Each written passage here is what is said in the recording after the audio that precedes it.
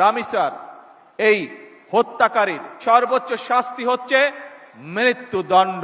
ইনশাআল্লাহ এই ধরনের শিশু নির্যাতন বা নারী নির্যাতন বর্তমান সরকার কোনোভাবেই মেনে নিবে না, এবং বর্তমান সরকার রামিসার এই হত্যাকারীর সর্বোচ্চ শাস্তি।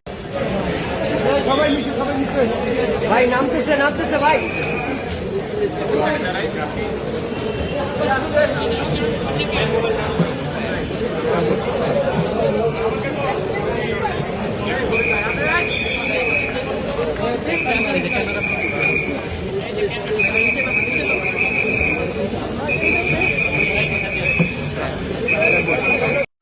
আসসালামু আলাইকুম, আমি অ্যাডভোকেট লুৎফর রহমান, যশোর, ঢাকা। তো আজকে যে বিষয়টা নিয়ে আলোচনা করব সেটা হচ্ছে রামিসা হত্যাকাণ্ড। আজকে রামিসা হত্যাকাণ্ডের যেই রায় ঘোষণা করলো, একটি দুর্দান্তকারী, একটা যুগান্তকারী ঘটনা আজকে বাংলার বুকে আমরা দেখতে পাচ্ছি।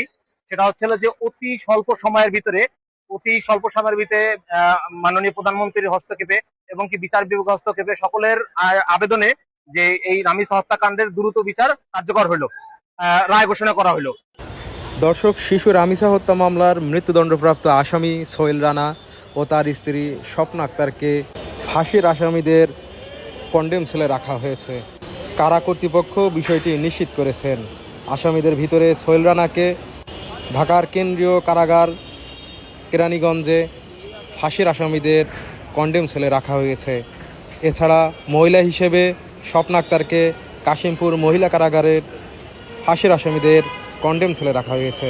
কারা অধিদপ্তরের সহকারী মহাপরিদর্শক মোহাম্মদ জান্নাতুল ফরাদ বলেছেন, সোহেলকে কেরানীগঞ্জে ও স্বপ্নাকে কাশিমপুর মহিলা কারাগারে ফাঁসির আসামিদের সাথে সেলে রাখা হয়েছে।